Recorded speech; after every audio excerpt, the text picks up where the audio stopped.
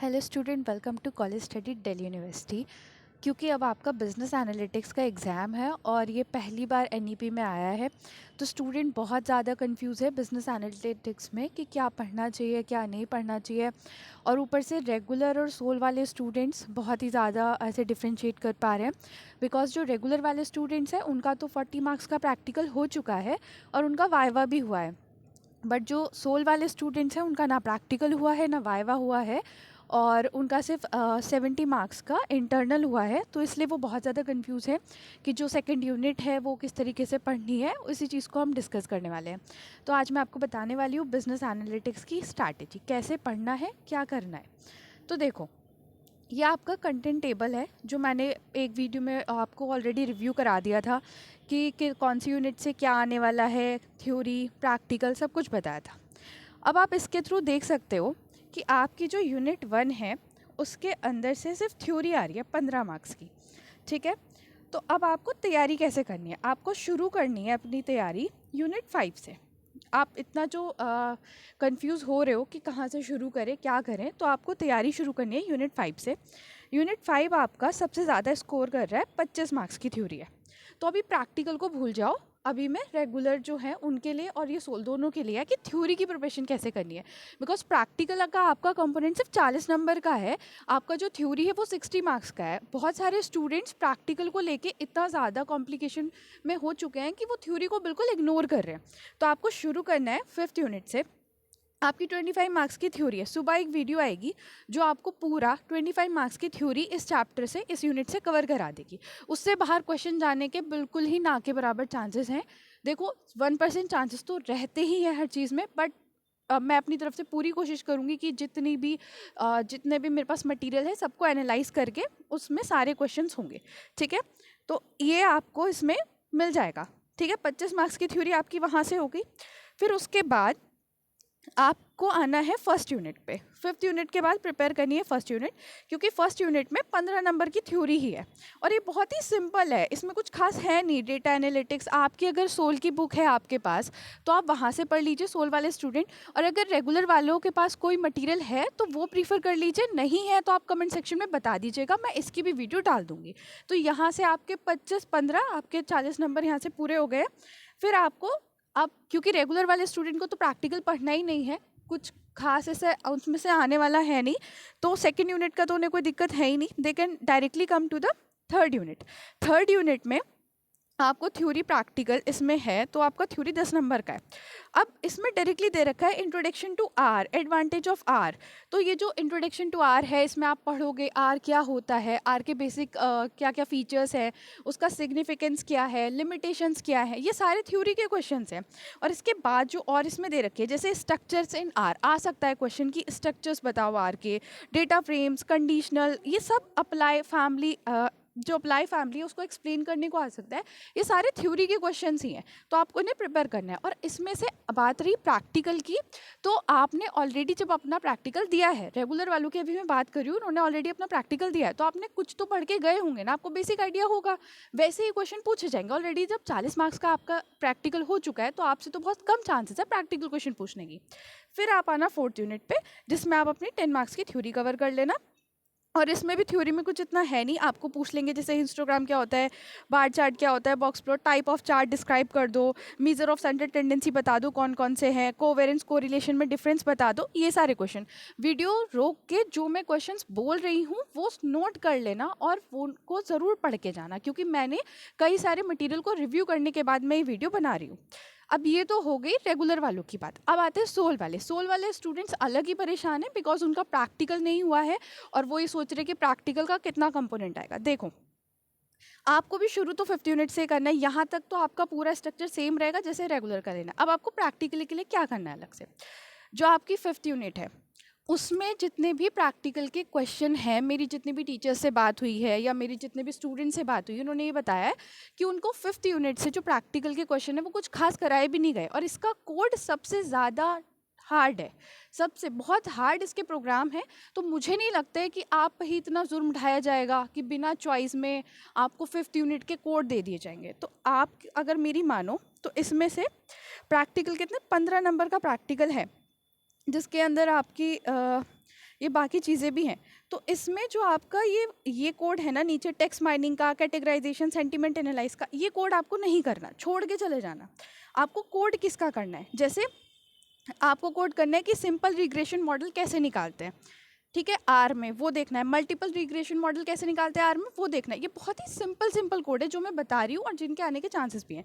फिर आपको मल्टीकुलरिटी और हेट्रोसेडिसिटी के लिए आपको बीपी टेस्ट और एलएम टेस्ट, बीपी टेस्ट और वीआईएफ टेस्ट, ये देखना है। इनका कोड बहुत ही सिंपल है, 2 लाइन का कोड है, ये देख के जाना। तो इसमें से आने के चांसेस आपके ज़्यादा है जो मैंने बताया। बाकी अभी नीचे प्रैक्टिकल के इंपॉर्टेंट टॉपिक की लिस्ट भी है, वो भी आपको दिखा दूंगी। उसके बाद आपको आपका ये जो 4th यूनिट है, इसमें से आपको प्रैक्टिकल के कौन कौन से क्वेश्चन आ सकते हैं, जैसे कोरिलेशन, कोवेरेंस कैसे निकलता है। इनके डायरेक्ट फॉर्मूले होते हैं आर में, आप वो बस फॉर्मूले पढ़ के चले जाइए। सिंपल ऐसे कोड ही आने के चांसेस है, इतना कोई डिफिकल्ट नहीं आएगा। हद से ज़्यादा आप ये पढ़ सकते हो इसमें कि ग्राफ कैसे बनाते हैं। जैसे ggplot लाइब्रेरी आपकी एक है ग्राफ बनाने की, सिलेबस में 2 ही है, और एक नॉर्मल बेसिक इनबिल्ट लाइब्रेरी है। तो आप इनबिल्ट फंक्शन से कैसे बनाते हैं, प्लॉट फंक्शन से, और ggplot से कैसे बनाते हैं, 2 कोड उसके हो गए। और कोरिलेशन, कोवेरेंस निकालने के जो कोड हो गए वो हो गए, ठीक है। सेंट्रल टेंडेंसी मेजर करने में आपका मीन, मीडियन, रेंज और मोड, ये है। मोड का आने के चांसेस हैं थोड़े, क्योंकि मोड का कोई इनबिल्ट फंक्शन नहीं होता आपका। मोड का आपको खुद को फंक्शन डिफाइन करना होता है। तो मोड का कोड अच्छे से पढ़ लेना। मीन, मीडियन का तो डायरेक्टली है, कुछ उसमें है नहीं, ठीक है।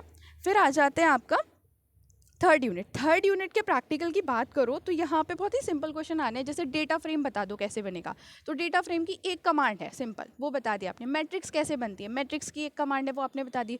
फिर मैट्रिक्स में से कोई एलिमेंट आपको निकालना है, मान लो 3rd प्लेस का एलिमेंट निकालना है, वो कैसे निकलेगा। तो ये बहुत ही नॉर्मल और छोटी छोटी कमांड है। इनको आपको, मतलब मैं क्या बोलूँ, 15-20 मिनट में आप अगर कुछ ना भी, आपको बुक वगैरह ना भी पढ़े, तो आप ChatGPT से निकाल सकते हो, कोई हार्ड इसमें है नहीं, ठीक है। फिर आ जाते हैं 2nd यूनिट। अब 2nd यूनिट ने बहुत बवाल काट रखा है सोल वाले स्टूडेंट्स के लिए, क्योंकि 2nd यूनिट के अंदर पूरा का पूरा एक्सेल डला हुआ है। देखो, मैं आपको ये तो बिल्कुल नहीं कहूँगी कि आप इतना सारा छोड़ के, जिसमें से प्रैक्टिकल का सिर्फ 10 नंबर का आना है, आप इसके लिए पागल होए फिरो। 2nd यूनिट आपको करनी है बिल्कुल लास्ट में, जब आपको लगे कि आपका पूरा सिलेबस कंप्लीट हो चुका है, आपने सब कर लिया, बस 2nd यूनिट बची है, तब आपको आना है। और अगर आप नहीं आ पाते हो 2nd यूनिट पे, तो कुछ इंपॉर्टेंट टॉपिक्स मैं आपको बता रही हूँ, आप वो कर लेना।